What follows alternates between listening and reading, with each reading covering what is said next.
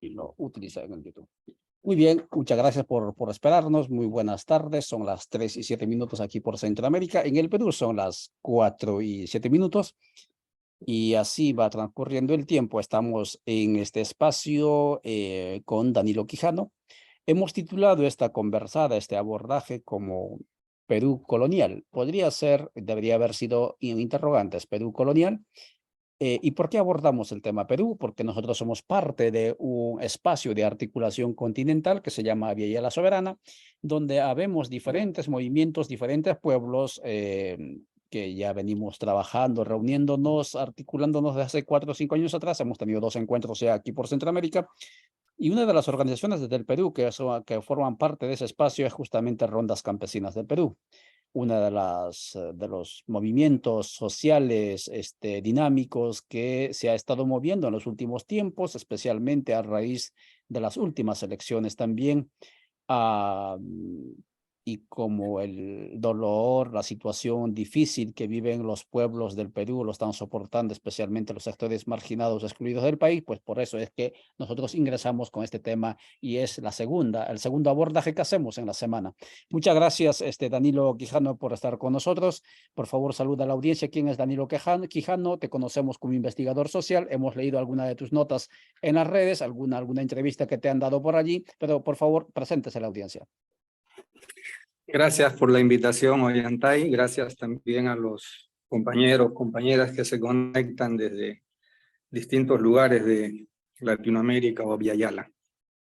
Como ya has anticipado, bueno, parte de mi actividad tiene que ver con la investigación social, pero también y sobre todo con la propia labor de aprendizaje y colaboración, ¿no? Con la experiencia de distintas organizaciones sociales que aquí en el caso peruano, dadas las circunstancias actuales, hoy están en pleno movimiento, reconstitución y con sus propuestas, ¿no? Eso, suelo caminar entre Perú, Chile, Bolivia, Ecuador, y aprendo, ¿no? En cada lugar que voy aprendo y espero de esta conversación también nutrirme con las preguntas, con las intervenciones, tanto tuyas como de quienes escuchan tu programa radial. Muchas gracias, Danilo Quijano. Por supuesto que sí, ese término de aprender constantemente es un desafío y un imperativo para todas las y los habitantes, estantes del mundo, más allá de las fronteras, que intentamos gastar la vida con un sentido, ojalá trascendental y profundo. Danilo, hemos visto desde afuera y seguramente desde adentro, estás en Lima, lo has vivido también con bastante proximidad, esta situación convulsa del Perú, que muchas veces los medios corporativos o pues el común denominador de los medios lo indica únicamente como un asunto coyuntural, como una cuestión de protesta social, digamos, circunstancial, ¿no? Pero al parecer el asunto, si tiramos ancla un poquito más profundo, al parecer que muestra de que está entredicho, por lo menos en alguna medida, la existencia, ¿no? de un Estado de derecho democrático, incluyente en todo el territorio del país. Está en entredicho la República Bicentenaria. En otras palabras, al parecer que los que están moviéndose, especialmente cuando miramos a la gente de la parte andina, ¿no? especialmente aymaras, parece que tienen una agenda más allá de la coyuntura. Podríamos decir en ese sentido, Danilo, que así de entrada, en el Perú, al igual que en otras repúblicas bicentenarias del continente, subsiste aún el colonialismo interno, una hegemonía mestiza criolla dominando desde el centro territorial del poder, puede ser la capital, sobre los otros territorios o pueblos del país. ¿Cómo lo ves? Sí, sin duda, tiene que ver con la herencia colonial, ¿no? Que es el Estado. El Estado es una vieja y remozada a veces, aún persistente herencia colonial. De hecho, al Estado se asocia toda la idea de Estado de Derecho y de democracia representativa, ¿no? Estas ideas o nociones que dicen que los poderes son independientes unos del otro y que ante el Estado y la ley todas las personas son o somos iguales. Cosa que no solo hoy, sino desde hace 200 años, si ponemos como data el surgimiento de estas repúblicas, a propósito del bicentenario que tú mencionas, no es enteramente cierto, ¿no? Las personas estamos socialmente desiguales en la vida cotidiana, en esto que genéricamente llamamos sociedad, mercado, y en el acceso a la representación estatal. Hay asimetrías respecto del poder, respecto del ejercicio de gobierno sobre la base de ese poder institucionalizado como Estado. Y eso tiene una larga historia de 200 años. Entonces, lo que hoy, ¿no? Y tiene que ver con problemas de hoy, ¿no? Con el modo en que reaccionaron las oligarquías, las élites acá en el Perú, frente a la sorpresa que les significó por su tosudez, por su cerrazón a ver la realidad social, la heterogeneidad, ¿no? Eso que acá suelen decir, apoyándose en Arguedas, el Perú de todas las sangres, ¿no? Solo ven la sangre de su atribuido linaje y no ven otras sangres. Entonces no pisparon oportunamente el triunfo electoral de Pedro Castillo en primera vuelta y en segunda vuelta. Entonces la reacción ha sido virulenta, ¿no? Estas ironías que da la historia. Justo cumplido los 200 años, el famoso bicentenario de la denominada independencia, al menos respecto del dominio colonial español, por primera vez, como dices tú en una nota, en el Perú sale elegido presidente un hombre, una persona procedente de los de abajo, ¿no? Y del color de la tierra. Eso ha trastocado todo. Entonces, eso explica un poco cómo ha aflorado el racismo como reacción primaria, emocional, diría que hasta cognitiva, ¿no? Modula sus maneras de producir sentidos de vida y fue un rechazo así brutal, ¿no? Atribuyéndole fraude al triunfo de Pedro Castillo, ¿no?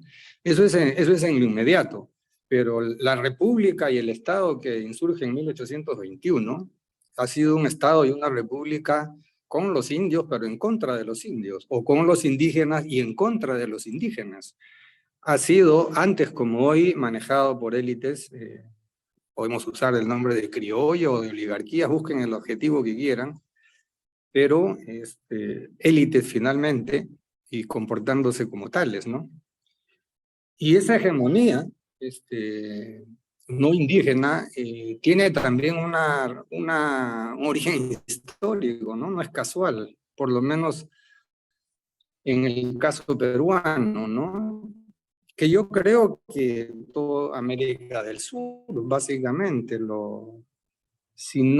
de manera significativa. Me estoy refiriendo a que esta hegemonía criolla o hispanoamericana, que se establece en la independencia de 1810 a 1820 o más, ocurre en 2 o 3 décadas después de la derrota de la sublevación más importante indígena, ¿no? En este lado del mundo, liderada por Túpac Amaru y los hermanos Katari.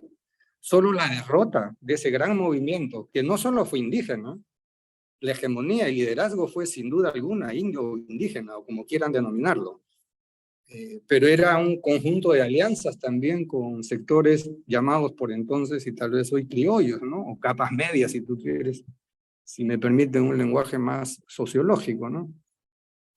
Bueno, es la derrota de ellos, es la que explica que 3 décadas después pueda aparecer una hegemonía no indígena, ¿no? Y por ende, ese Estado se construye necesariamente por necesidad de la élite, con y a la vez en contra o dominando a los indios o a los indígenas y a todos los de abajo en adelante, según va modificándose la clasificación y estratificación social, en la medida pues que la llamada modernidad capitalista, por cierto, se va entronizando y expandiendo y hegemonizando todas las formas, ¿no?, de organización de la vida en sociedad, de la economía y el consumo, etcétera, ¿no?, en este lado del mundo. Volviendo a Perú, eso es lo que ha estallado en el 2021 con el triunfo electoral de Pedro Castillo, ¿no? Toda esa tensión ha estallado. Pero en ese sentido se conjugan, digamos, conflictos inmediatos que podríamos datar en el 2016, porque entre el 16 y el 23 hemos tenido 6 presidentes, casi a uno por año. Eso da cuenta de una profunda crisis de representación social y política. Da cuenta de una profunda crisis del Estado como entidad, ¿no?, institucionalizada para ejercer la autoridad pública.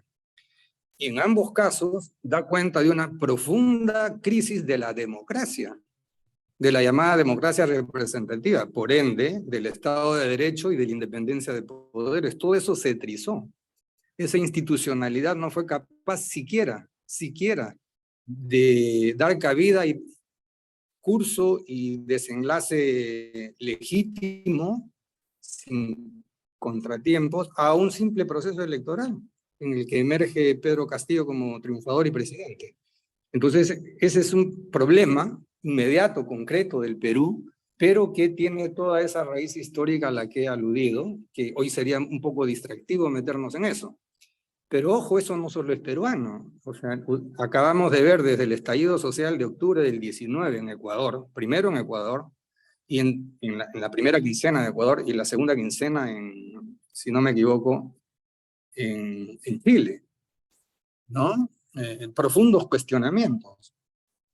Chile, si lo resumimos en lo que aparece pintado en las paredes de Santiago y otras ciudades, ¿no? Por ejemplo, no somos ni izquierda ni de derecha, somos los de abajo y vamos por los de arriba, hasta que la dignidad se haga costumbre. O abajo el capitalismo, muerte al capitalismo, desmercantilizar la vida.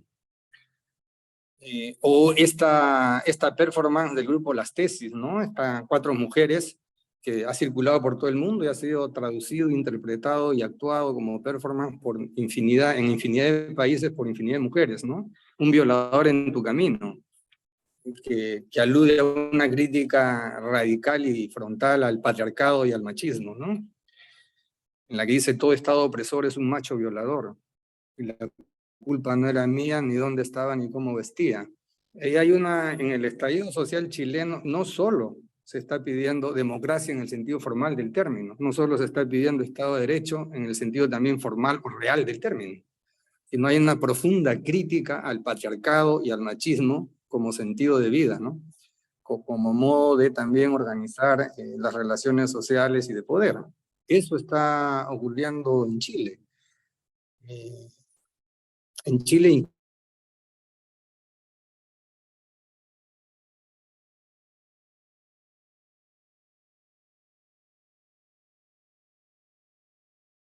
incluso llegaron a proponer la Asamblea Constituyente, en modo en que allá se hizo la Convención Constitucional, eso, para responder a la profundidad, a la radicalidad de ese movimiento de la sociedad en Chile, no solo un movimiento que estalló, ¿no? Y que quería Asamblea Constituyente popular, una asamblea institucionalizada desde el Estado, desde el Congreso, en alianza con el Ejecutivo, y en el Congreso con la participación de todas las izquierdas de ese Congreso, plantearon la Convención Constitucional.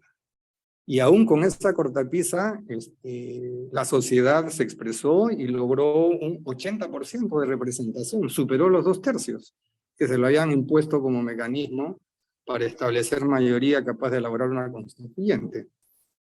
Entonces, lo que quiero explicitar con el caso chileno es la radicalidad y profundidad de ese movimiento de la sociedad chilena, por cierto, con sus movimientos sociales, urbanos, rurales, indígenas, en el caso mapuche al sur, aymara al norte, Rapa Nui en la isla de Pascua.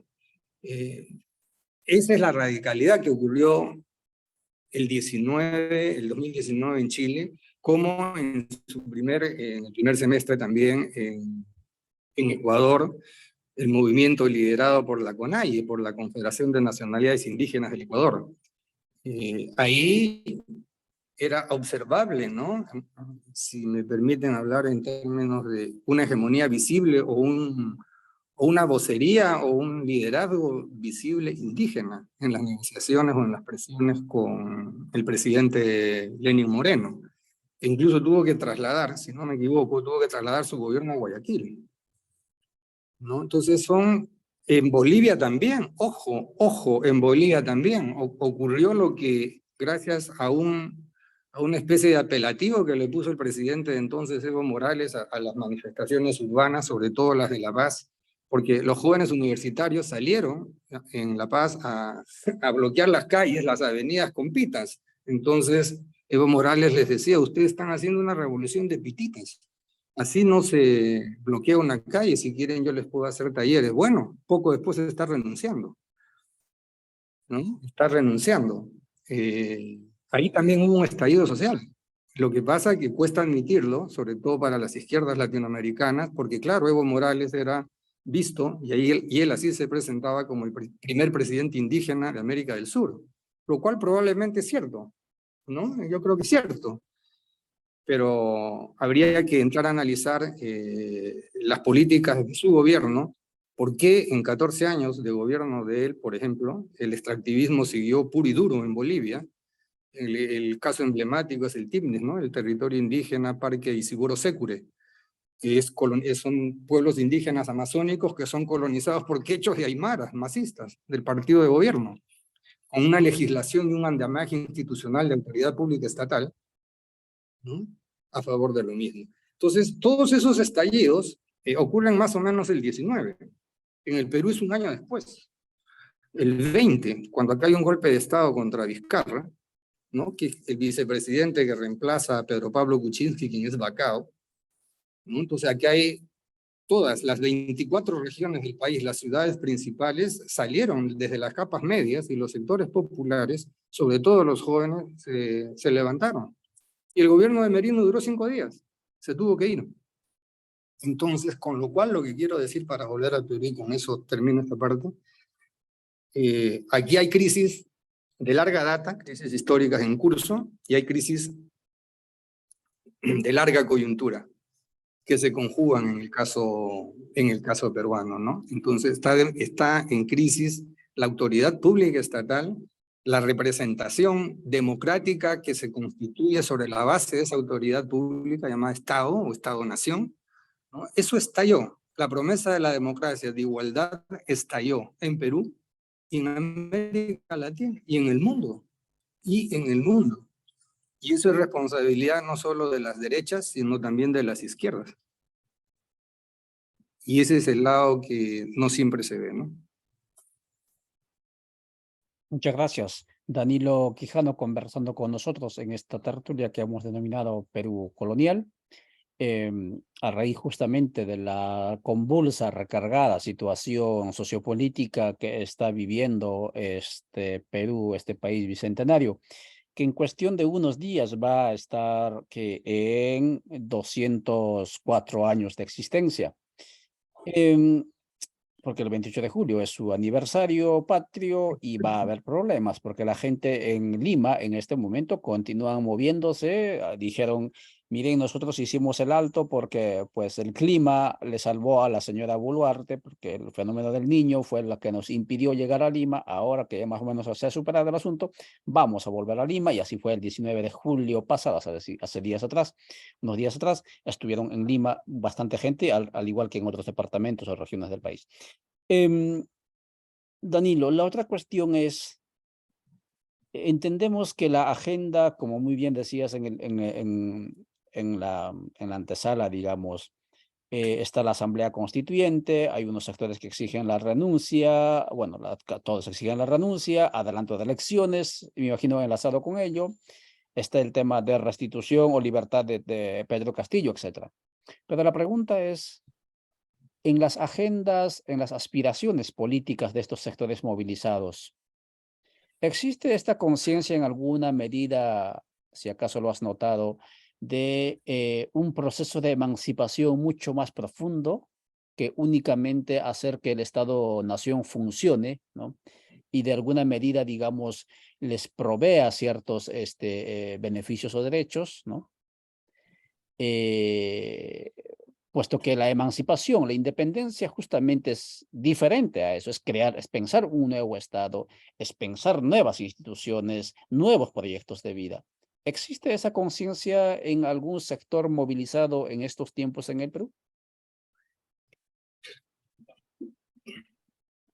Mira, respetando todas las todas las propuestas y opiniones que en relación a tu pregunta pueden ser aludidas. Yo me permito decir lo siguiente, ¿no? Sí, hay varios referentes que digamos, se sienten y divulgan ser portadores de una conciencia de ese cambio, ¿no? Por ejemplo, está la CGTP, la Central General de Trabajadores del Perú, ¿no? Es una central de mucha historia y de larga data. Hay otra, la Central Única de Trabajadores, la CUT. En el campo está la Confederación Nacional Agraria, está la Confederación Campesina del Perú, está la Unión Nacional de Rondas Campesinas, si no me equivoco, y también pues están las comunidades, ¿no? Que son de larga data, pero también las reconocidas por el Estado, ¿no? Son alrededor de entre 4.500 y 5.000, ¿no? Entre las comunidades andinas y las nativas se dice cuando se hace referencia a las amazónicas. De 24 regiones y una provincia constitucional que tiene el Perú, en las 24 han habido movilizaciones del 19. En las 24. En consecuencia, tanto el mundo urbano como el mundo rural, la macrozona norte, centro, sur, está movilizada. Y han surgido referentes. Están, los ya he dicho, pero también ha surgido, por ejemplo, el Comando Unitario de Lucha Nacional. A poco andar, hay una decisión, el Comando Unitario de Lucha Nacional del Perú. Está lo que se llama la Coordinadora de Organizaciones de Izquierda y Progresistas. Está lo que se llama el Comité Plurinacional de Regiones en Lucha del Perú. Hay una serie de referentes, ¿no? Todos con sede en Lima y también con, digamos, con eco, con resonancia y contraparte, o copartes, perdón, en las distintas regiones.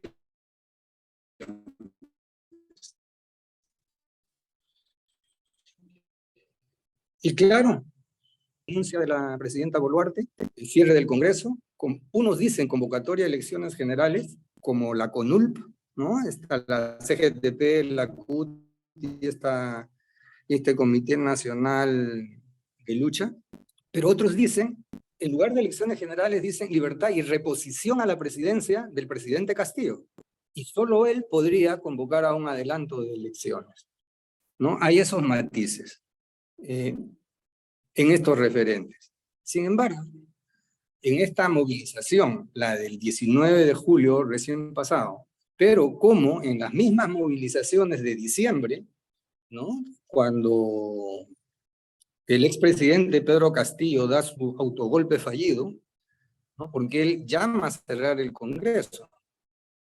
Ese es un autogolpe. Que se haya finalmente realizado, o sea, que él haya obtenido ese propósito es otra cosa, no le resultó, pero dio el golpe.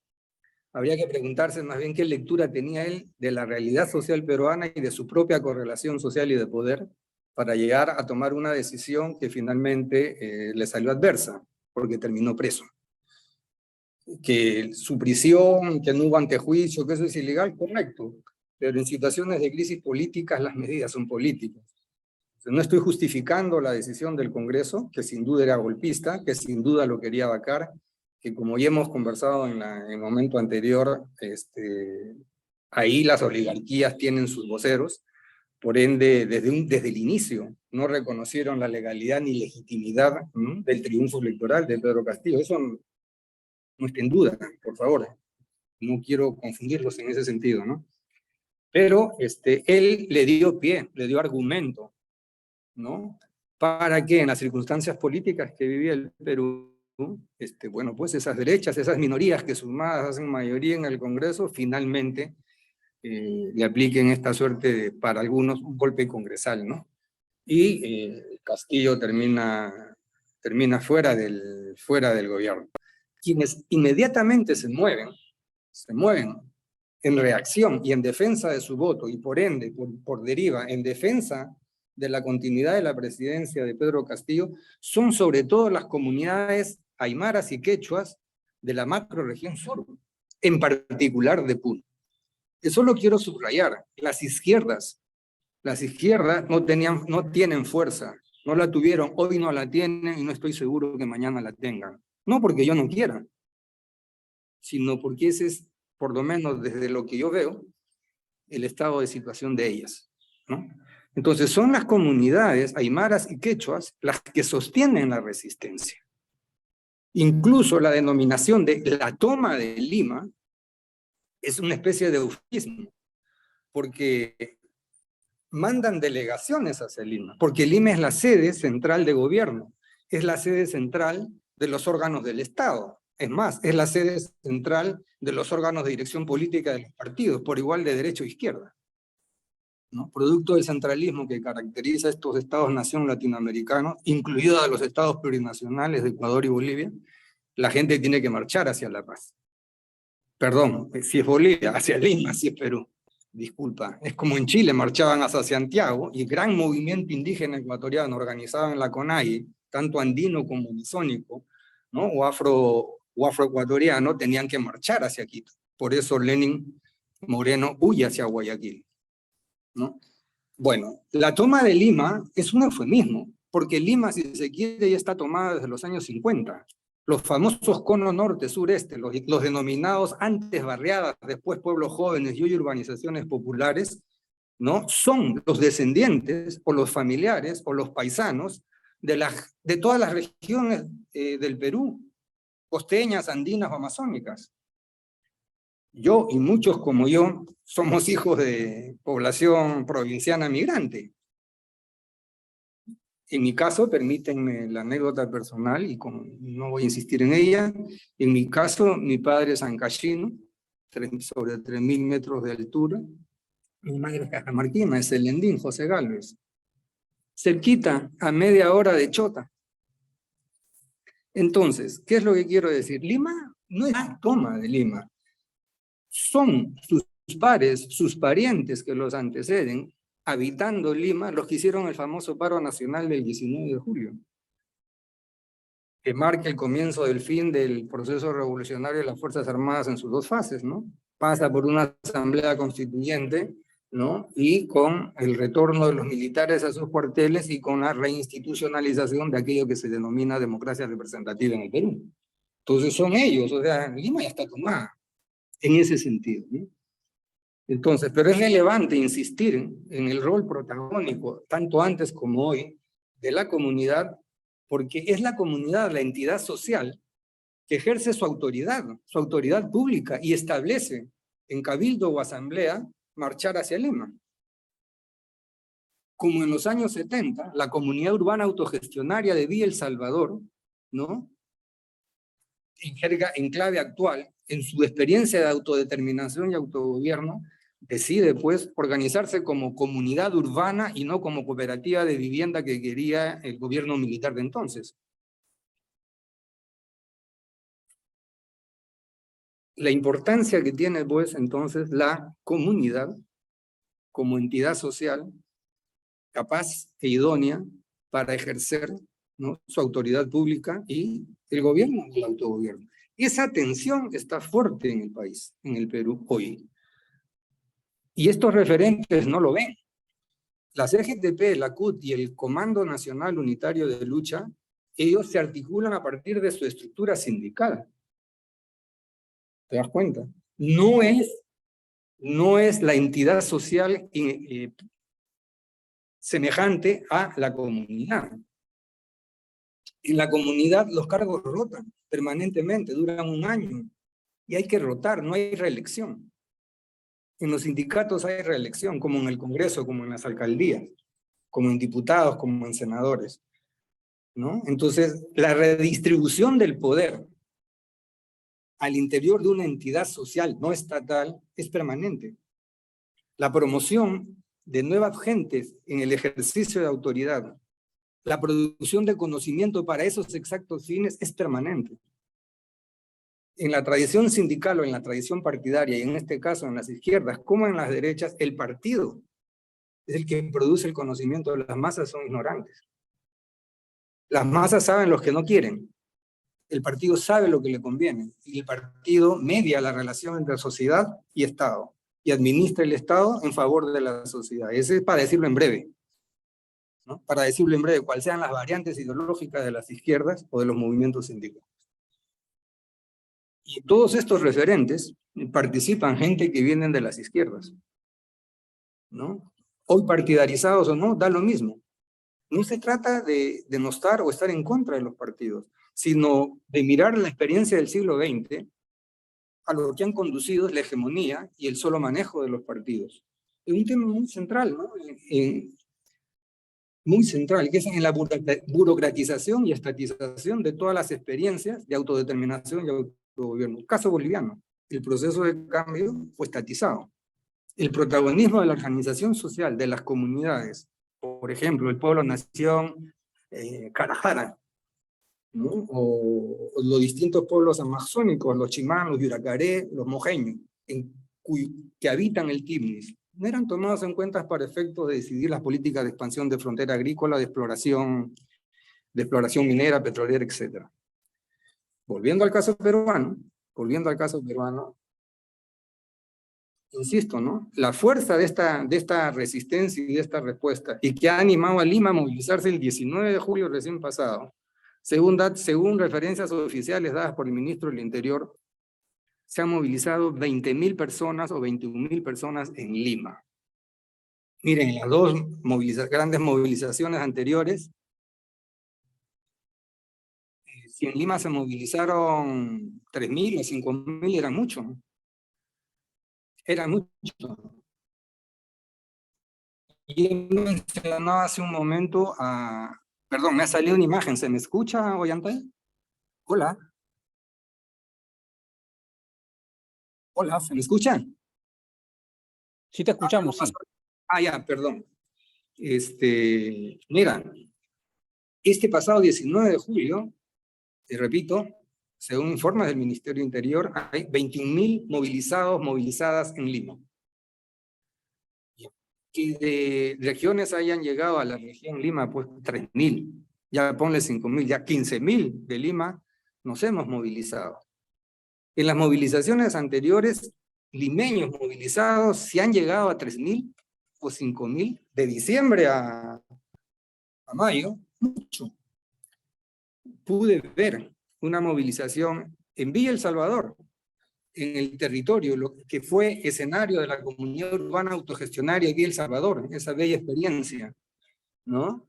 Que no quiso tomar el cielo por asalto, sino que hizo de la tierra un pedazo de cielo entre el 71 y el 83. Fui ahí, estuve ahí, participé ahí, y habían movilizados alrededor pues de unas 1.000 personas, pero de las 1.000 los conté. De Villa El Salvador no eran más de 30. Todas eran delegaciones puneñas, ayacuchanas, ¿no? Altipeñas, cusqueñas, sobre todo puneñas. En un lugar urbano, el centro de Lima, que había sido la sede de la experiencia urbana más grande de esos años, de los años 70, como comunidad urbana autogestionaria, Villa El Salvador. Qué ironía, ¿no? Entonces, de eso, a pesar de que esa experiencia de la Cuaves no está fresca ni motiva a sus gentes hoy a movilizarse, a pesar de eso, la presencia de las comunidades aymaras o quechuas de Puno abre la posibilidad de que, apelando a la memoria, se pueda recuperar eso, ¿no? Entonces, todo esto para insistir, ¿no? Que el soporte de esta gran resistencia que se ha visto el 19 de julio en las 24 regiones del país, tiene como referente inmediato a las comunidades quechuas y aymaras de Puno, de otras regiones, y también, por cierto, a las rondas campesinas, ¿no? Y cuando la saludo no estoy haciendo antropología, no estoy haciendo una remembranza.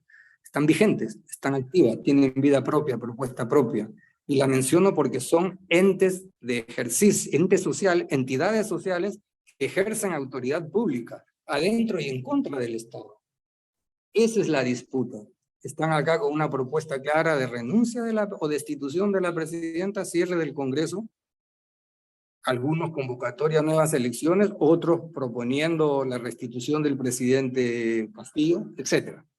¿no? Y cambiar, y asamblea constituyente para un nuevo pacto social y cambiar tanto la estructura como la dirección de la vida económica, social y política de este país, ¿no? Correcto. Muchas gracias, Danilo Quijano, conversando con nosotros sobre la situación coyuntural, pero también tirando ancla, digamos, hacia la estructural, problemas postergados y resueltos en el Perú. Luego estamos dando el enfoque, digamos, de la descolonialidad, es decir, asumimos como premisa de que hay un colonialismo interno por parte de las élites y del mismo aparato estatal sobre los pueblos, etcétera, y ahora están en esta suerte de pugna de ser, uno, reconocidos como sujetos políticos, como comunidades políticas, pero por otro lado también está la inquietud nuestra de cuánto de esa conciencia están, digamos, movilizando voluntades en esas colectividades en protesta en estos tiempos. Aprovechando tu presencia y tu conocimiento, digamos, macro, como estás indicando, de la región andina, estimado Danilo, ¿cómo se interpreta la actitud del pueblo, del sectores del pueblo aymara en la parte Puno, por ejemplo? Obviamente la agenda de los aymaras es medianamente diferente, incluso, no sé si muy diferente, a la agenda de las rondas campesinas del Perú. Porque al parecer, y esto estuvimos escuchando o leyendo algunos datos que han dejado algunos investigadores en el país, ha habido procesos, experiencias de proyectos emancipatorios, de autonomía en esas tierras. No sé cuál sea tu lectura de ello. Mira, yo no veo si por autonomía se está insinuando separatismo. Yo la verdad no lo veo. Yo creo que son los fantasmas, son los cucos que tienen las élites, las oligarquías, ¿no? Y tal vez ciertos sectores medios urbanos, pero no he leído de manera explícita. Puede haber por ahí alguien que sí pues, quiera formar la nación aymara juntando el lado boliviano, chileno y peruano. ¿Por qué no? Después de todo, estas naciones, estas repúblicas, o como decían en Bolivia a mediados del siglo pasado, cuando explicaban su historia, y hoy están volviendo a usar ese término, ¿no? Estas republiquetas tienen una corta historia de 200 años, ¿no? Entonces, los mapas son forzados, ¿no? El mapa no es el territorio, ¿no? Y el mapa social, subjetivo y cultural aún es otro. Totalmente diferente, ¿no? Esta demarcación social territorial de los estados-nación, ¿no? Inclusive de los estados plurinacionales. De los llamados estados plurinacionales, perdón. Entonces, yo no veo una voluntad separatista. Porque si no, pues bueno, ¿para qué toman Lima, no? Podrían ponerse de acuerdo y juntarse en un punto limítrofe de triple frontera, ¿no? En una zona neutra, aislado, aymara, peruano, boliviano y chileno, si es que ese fuera el caso, ¿no? Yo no lo veo, como no lo he visto en el lado mapuche, que es transfronterizo, ¿no? Hay por igual en el lado Guaymapu, es argentino como chileno, o los Shuar, que están en el lado, los Shuar, los Cañari, etcétera, que se mueven con mucha facilidad en la frontera con Ecuador, con Colombia, ¿no? Los Aguajún, los Huampis. No, yo creo que eso no hay. Esos son fantasmas que están en la cabeza de las élites, ¿no? Y de ciertos sectores medios. Pero también puede estar como ambición, ¿no? Como impronta en uno que otro aymara. ¿Por qué no? ¿Por qué no? Claro, Bolívar tuvo la idea de la Gran Colombia. Era radicalmente diferente a lo que había sido su experiencia previa como gran macrorregión, el Tahuantinsuyo. La Gran Colombia no tenía nada que ver con el Tahuantinsuyo. Era un constructo totalmente ajeno. Del talentoso Bolívar, sí, pues no hay duda. Premunido de su gesta independentista, sí, pero totalmente ajeno al Tahuantinsuyo. Entonces, ¿por qué no puede aparecer un aymara o un quechua? Por ejemplo, aquí está la nación, la nación chanca. Hay quienes que es parte de Huancavelica, parte de Ayacucho, si no me equivoco, ¿no? Y es una especificidad, ¿no? Que incluso hay una etnia, los astos. Si uno revisa en la historia y la antropología, claro, Y hay gente que a veces habla de la nación chanca. Los Puquina, tengo amigos, dirigentes políticos, sindicales, activistas sociales que hablan de los Puquina. Hablan de la resurrección, perdón, de la restauración del Tahuantinsuyo. ¿Por qué no? Todas esas cosas están apareciendo, ¿no? Los etnicismos han vuelto. Hay hegemonías etnicistas, ¿no? Entonces, y se pierde de vista, pues, que finalmente, si se quiere, al menos en mi modesta opinión, todos somos indígenas, ¿no? Bueno, en mi opinión, Correcto. no habría, si por autonomía se entiende separatismo, en mi opinión, eso no existe. Lo que sí existe como autonomía es lo que ya va a parecer majadería mía, ¿no? Esta autonomía que es ejercida desde la comunidad y que si es un ejemplo para las élites muy malo, porque si eso se difunde, caramba, hay comunidades alrededor de, como te dije, 4.500, 5.000 comunidades a nivel nacional. Deben ser por miles también las rondas campesinas y muchas entre ellas comparten, los mismos que son rondas, los mismos son parte de comunidades. Entonces, esa es una organización social directa, insisto, es un ejercicio de autoridad pública específico, asociado a la idea de autogobierno. Es, si tú quieres, acá, es la persistencia también de lo que en el sur de México se están denominando las comunidades, experimentando las comunidades zapatistas, ¿no? Con sus caracolas, sus experiencias de autogobierno, sus experiencias de ejercicio de autoridad pública en los ámbitos de la educación, la salud, con miles de problemas, pero también con sus soluciones. Y ejercen su autonomía y no se están separando de México. Está el municipio de Cherán. Hay experiencias de autodeterminación y autogobierno al sur de México. Está el Yasuni. El Yasuni, si no me equivoco, en Yasuni o Sarayaku. Ahorita se me mezcló el nombre. Sarayaku. Sarayaku, compañeros de Ecuador me pueden corregir y ayudar en esta ejemplificación sin comprometerse en el sentido de mis palabras. Hay experiencias de autodeterminación. Acá mismo en el Perú, el pueblo-nación Huampis, Aguajún o Huampis, desde el 2015 oficialmente están en un curso de autodeterminación y autogobierno. El año pasado, si no me equivoco, en el primer semestre del año pasado, hicieron su segundo proceso de elección de autoridades. Y por primera vez, no solo es que reiteran ese caminar, sino que eligen como segunda autoridad a una mujer. Eso es un cambio en toda la tradición y en toda la historia del pueblo aguajún. Entonces, esto de la autodeterminación y esto de producir sus propios consejos de gobierno a partir de sus organizaciones comunitarias, ejercer autoridad pública, distinta y diferente a la autoridad pública estatal, por ende, distinta y diferente al denominado Estado de Derecho, a la denominada independencia de poderes. O respecto de ellos, estas experiencias de autodeterminación desde la comunidad, en el caso peruano, aunque no solo peruano, te abre pues también la posibilidad para deliberar, reflexionar y acordar un Estado de Derecho a otro, una democracia a otra. Lo que podríamos decir que es un viejo fraseo, ¿no? Una democracia directa a partir de estas entidades sociales, no necesariamente estatales, ¿no? En conflicto con el Estado. No porque uno no quiera o porque yo lo diga, el Estado va a desaparecer, no. Es con el Estado, sin el Estado y siempre contra el Estado.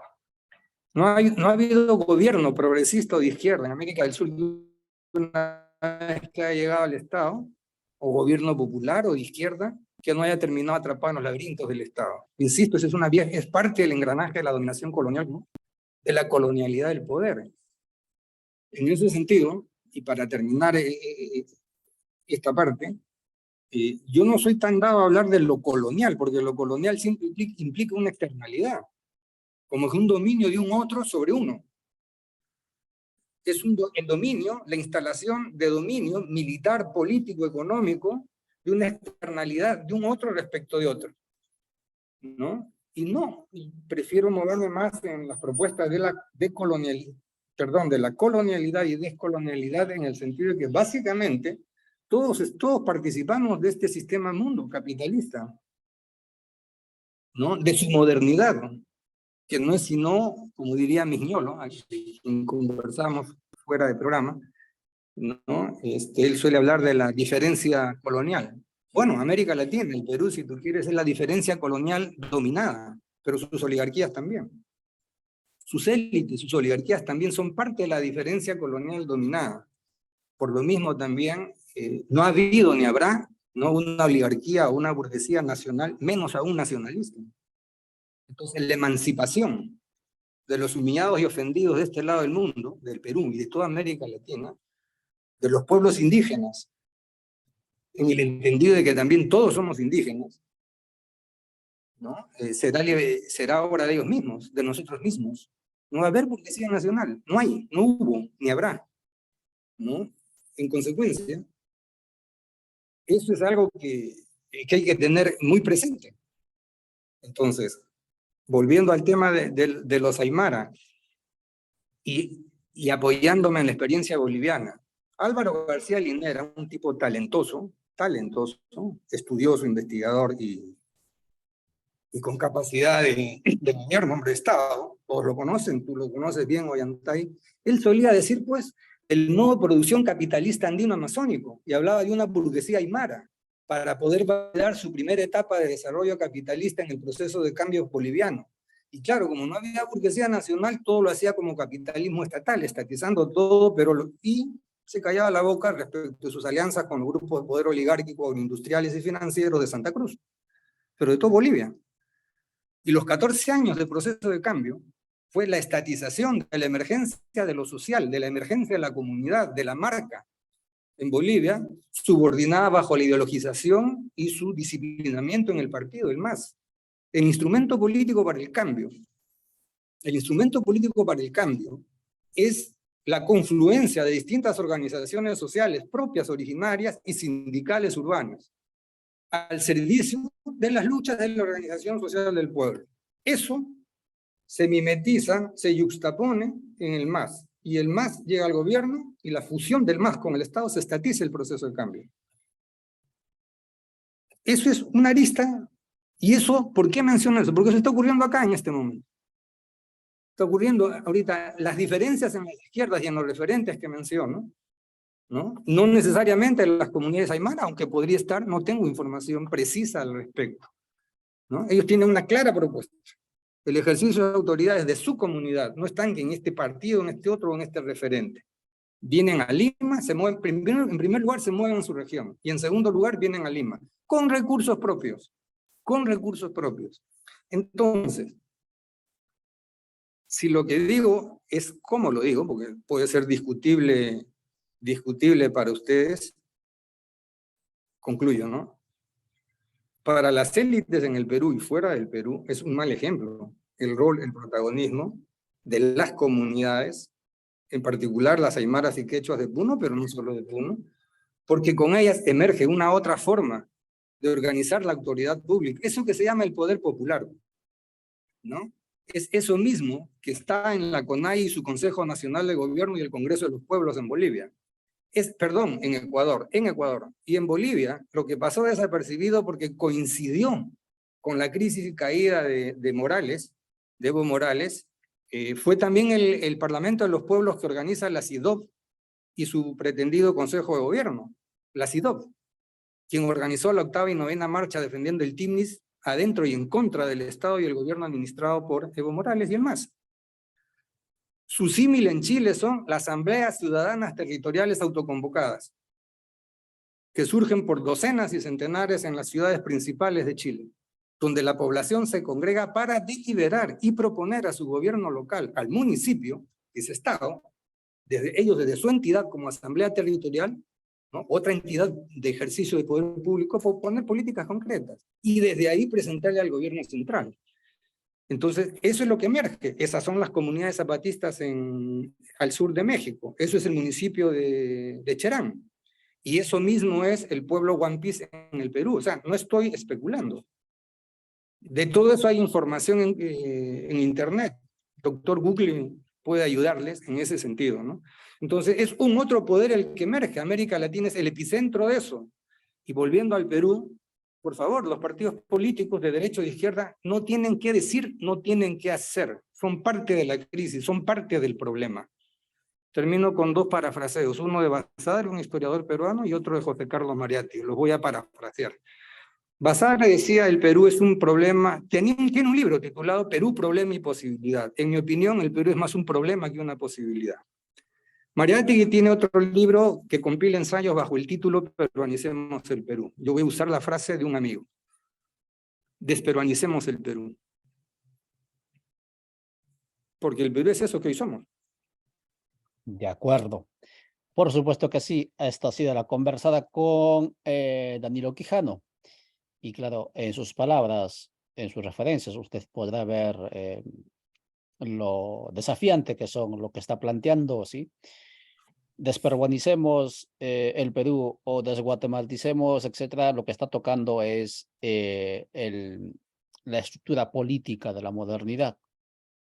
Y lo que él está planteando al referirse a las comunidades aymaras o los pueblos originarios con estos que él denomina, digamos, comunidades o territorios, pueblos en territorios autodeterminados, etcétera, lo que está planteando en buena medida es esto, la superación, digamos, de la estructuración del poder y que al mismo tiempo también es estructurante, colonizante, que existe en este momento en las repúblicas bicentenarias. Repúblicas que, por cierto, están sobre las espaldas o sobre las cenizas de los pueblos y de las grandes mayorías de los países. Pues esta ha sido la tertulia que les hemos prometido, amigas y amigos. Son las 3:58. En el Perú ya son 4:58. Muchísimas gracias, Danilo, por tu tiempo. Ojalá que podamos seguir conversando. Dejaste muchas cuestiones en el tintero, en la pantalla, y esperemos tocar con mayor tiempo y con mayor profundidad todas las ideas que estuviste vertiendo aquí.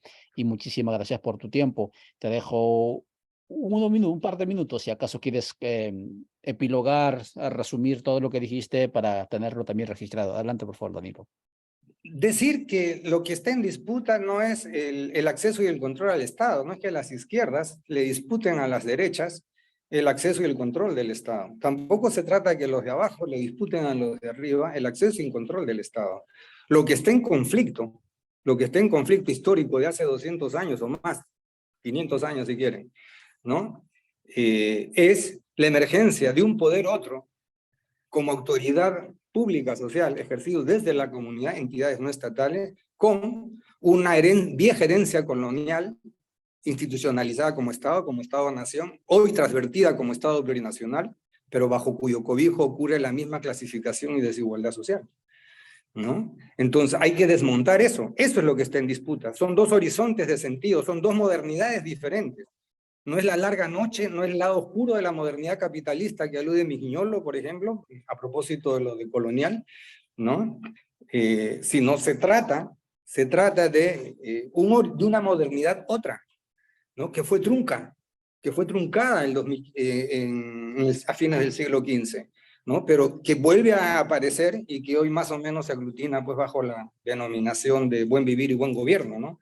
Y sus caminos más visibles son la autodeterminación y el autogobierno, donde es el protagonismo directo, es la sociedad misma, los pueblos mismos organizados para esos fines. Para ellos, bienvenidos los partidos, ¿no? En ese caminar, bueno, hay que dejar de ser lo que no somos, hay que dejar de ser eurocéntricos, pues. El partido, los representativos, ¿no? Eso, vieja herencia europea, colonial, ¿no? Y nuestras izquierdas y nuestros académicos que producen conocimiento no son ajenos a eso, ¿no?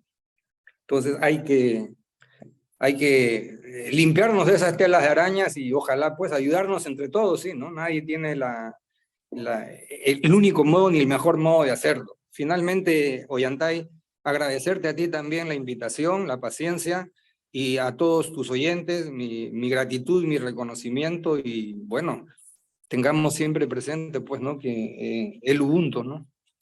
Soy porque somos y les agradezco infinitamente la atención, la escucha. Un fuerte abrazo, cuenta conmigo cuando gustes. Muchas gracias, Danilo Quijano. Con nosotros conversó y con ustedes a través de su pantalla móvil. Conversó sobre esta inquietante cuestión Perú colonial. Tu compromiso es, así como el compromiso generar estos contenidos, tu compromiso es mover donde puedas, donde te permitan estos contenidos. Mañana es la Asamblea Plurinacional del Movimiento Codeca, en el cual nos aglutinamos. Allí se va a hablar y vamos a estar transmitiendo a través de estos mismos canales la decisión que se va a tomar. Las comunidades de resistencia se reúnen en todo el país y van a decidir si van a crear o no su nueva organización política, porque la que existía en estas elecciones recientes, al parecer, aunque no hay información oficial todavía del proceso electoral que esté en este momento todavía en el limbo en el país, al parecer no le han dado, digamos, posibilidad de continuar, entonces van a, al parecer, crear una nueva organización política. El día martes, amigas y amigos, les anunciamos, conversaremos sobre la socialdemocracia con Ramón Grosfogel, porque al parecer que también en este marco del progresismos que están apareciendo en el continente, hay algunos progresismos, y con todas las críticas que hacía también Danilo, al parecer que se están alejándose de lo que quizás en sus inicios fueron, digamos, sus principios fundantes. Y entonces de eso hablaremos, de la socialdemocracia en Europa, de la socialdemocracia en el continente de Abya Yala o de América, y cuáles son sus funciones, sus roles en estos tiempos. Pues en España es que hay elecciones este domingo, ¿no? Esa es también una de las razones del por qué vamos a abordar ello, pero también vamos a abordar la socialdemocracia porque en Guatemala, si acaso el proceso electoral continúa como está, el 20 de agosto, el mismo día que va a haber elecciones en el Ecuador, se van a disputar el poder, ¿no? Dos tendencias, por un lado la tendencia del el pacto de corruptos que se llaman los neoliberales, con la señora Sandra Torres, que quedó en el primer lugar, y quedó en el segundo lugar el señor Arévalo, es de la tendencia de socialdemocracia, del partido Semilla, y al parecer, como estamos viendo en las redes, el segundo es el que va a terminar ganando. Y ahí viene la pregunta, ¿qué es la socialdemocracia entonces? De eso hablaremos, amigas y amigos. Muchas gracias por vuestra atención. Aquí los dejo. Chao, chao.